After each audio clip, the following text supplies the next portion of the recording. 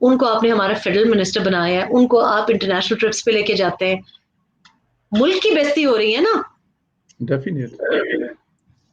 मतलब पाकिस्तान की आप सोचें कि अब जैसे मैं आपको बताऊं कि खवातीन, पर्टिकुलरली मैं खवातीन का जिक्र करूं तो जब नफीसा शाह उठ के बात करती हैं, खड़ी होती हैं, अब पाकिस्तान पीपल्स पार्टी से उनका ताल्लुक है, मेरे साथ उन्होंने कोई भलाई शलाई नहीं की, लेकिन मैं कहती हूँ देखो अच्छा रिप्रेजेंटेशन है। ये हैं महनाज अकबर अजीज हैं, मैं जाती तौर पे उनको जानती हूँ, कम गो चुपचाप खातून देखें, उन्होंने इस 2.5 साल में भी उन्होंने काम करके निकाल लिया। तो मकसद ये है कि लोग जो कि एक्चुअली खवातीन हैं, नौजवान हैं, जिनका हक बनता है, जिनको दुनिया देखे कि ये है हमारी खवातीन, ये मिनिस्टर लेवल के या पार्लियामेंटेरियंस हैं, ऐसे लोगों को जिनको ये लेके आए हैं, मैं तो ये सोच रही हूँ इसको तो घर भेज देंगे।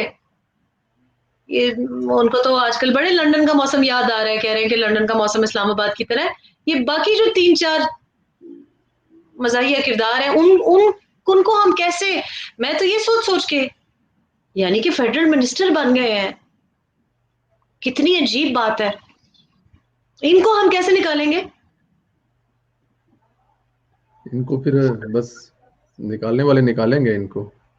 जंग आई होप सो, मेरा किसी से जाती कोई मसला नहीं, पर मुझे शर्म आती है जब मैं देखती हूँ ये टर्की में नुमाइंदगी कर रहे हैं, ये यूएनजीए में बैठे हैं, मतलब बैठने की भी तमीज नहीं है, बैठने की भी तमीज नहीं है कि भाई आप बैठे हुए हैं उधर, आप देखते हैं उनकी डेलीगेशन कैसे बैठी हुई है, आप उठा के पिक्चर्स देखें, उनकी डेलीगेशन कैसे बैठी होती है, ये किस तरीके से बैठे होते हैं।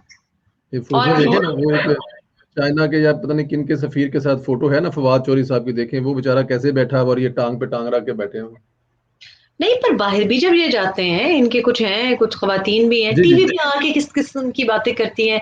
और अभी देखें, अब ये जो नया एक एक और बहुत कॉम्पिटेंट शख्स आया है फूड सिक्योरिटी पे एडवाइजर, तो ये मतलब अब इमरान खान से कोई पूछे कि चीमा साहब का कॉन्फ्लिक्ट ऑफ इंटरेस्ट नहीं है, वो यूरिया फर्टिलाइजर की उनकी कंपनी है। या इमरान खान साहब को कौन समझाए। जहांगीर तरीन साहब फरमाते हैं कि इस्लामाबाद से फोन आया है कि इमरान खान मुलाकात करेंगे, जिसके बाद अपना लाहा अमल नहीं दिया।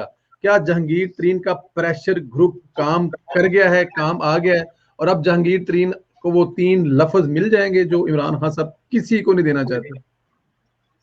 कौन से लफ्ज है वो?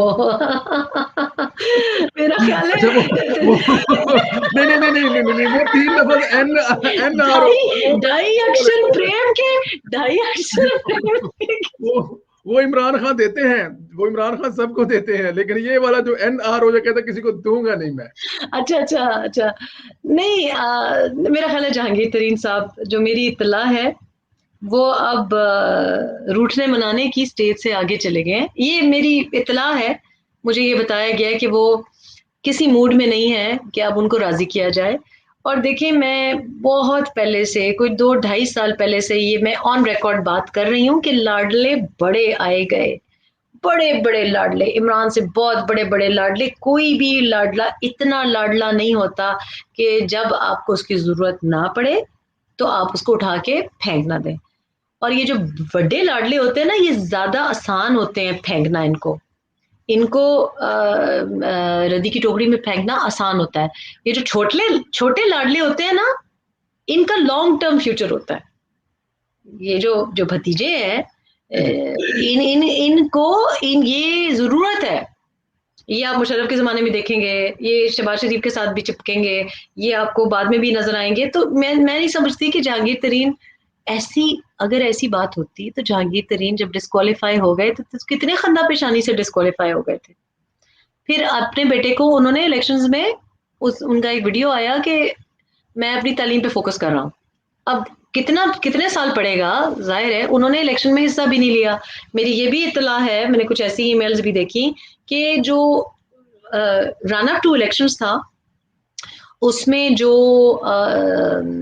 कुछ ऐसे इवेंट्स थे, मार्च अप्रैल में कोई इवेंट्स थे, तो उस पर भी जहांगीर तरीन साहब कुछ ज्यादा ना माली तौर पे ना इमोशनली तौर पे इन्वेस्ट करना चाहते थे। उनको बताया गया था कि आप ठहर जाएं, थोड़ा सा इंतजार करें, थोड़ा सा इंतजार करें, आपका टाइम आएगा। तो मेरा ख्याल है जहांगीर तरीन साहब को पता है कि अपना टाइम आएगा, और वो इमरान साहब एनआरओ क्या देंगे? एनआरओ वो किसी को भी नहीं दे सकते। पता चल गया है ना, औकात पता चल गई है ना कि एनआरओ किसको उनकी तरफ देंगे। देखिए, जहांगीर तरीन साहब इमरान खान को एनआरओ देंगे? नहीं, वो मूड में नहीं है। मैंने कहा मूड ना, में? वो मूड में नहीं है। उन्होंने अपना मुस्तकबिल देखना है। जी और वो जो मुस्तकबिल देखिए, इन्होंने जो अपने 22 या 30 एमपीएस कह रहे हैं, लेकिन 8 एमएनएज उन्होंने दिखाए हैं। जी। तो 8 एमएनएज दिखाने का मकसद, 8 एमएनएज दिखाने का कोई मकसद होता है ना, तो एक्चुअली तो जो जो उनको बनाने का फायदा ही नहीं ना। क्यों? जहांगीर तरीन साहब देखें, जहांगीर तरीन साहब, लोगों का वहम है कि वो सिर्फ एक बिजनेसमैन है और वो खुश हैं। नहीं, वो कुछ बनना चाहते हैं। और वो हो गए, अलीम खान हो गए, इन्होंने बड़ा पैसा कमाया है। पैसा is not their target any more. उनको पोजीशन चाहिए, सियासी पोजीशन चाहिए, इंपॉर्टेंट पोजीशन चाहिए, मतलब finance ministry, chief minister Punjab, इस किस्म के लोगों ने ख्वाब देखे हैं। और वो आपका ख्याल है कि ये जो एम्बिशियस लोग होते हैं वो अपनी एम्बिशन इतनी आसानी से छोड़ देते हैं? नहीं। तो जहांगीर तरीन साहब, अगर मियाँ साहब उनको गले से लगाना पसंद करते तो शायद बड़ी जल्दी ये हो जाता। लेकिन मेरी ये इत्तला भी है कि मियाँ साहब ने भी इतना कोई खास वेलकमिंग नहीं थे वो। और ऐसे बड़े लोगों ने उनके साथ हमारी इत्तला के राब्ते करने की कोशिश की। हमदर्दियां उनके साथ होंगी, क्योंकि जाहिर है किसी दोस्त के साथ भी अगर किसी ने दगा दिया हो तो जाहिर है हमदर्दी तो, अगर मेरी हमदर्दी भी है, हालांकि जहांगीर तरीन साहब को पता होना चाहिए कि मेरी हमदर्दी तो बिल्कुल उनके साथ नहीं होनी चाहिए, लेकिन अभी यू नो हमें पता है तो, हमें पता है तो वो भी वहीं से डसे गए हैं। लेकिन मैं नहीं समझती कि जहांगीर तरीन साहब, और जहांगीर तरीन साहब देखें, उनका अपनी एनआरओ देने की बात नहीं है। वो करेंगे जो कि माहौल बनेगा, और माहौल माहौल इमरान के लिए पैदा। साज, हाँ जी, और इमरान के लिए साज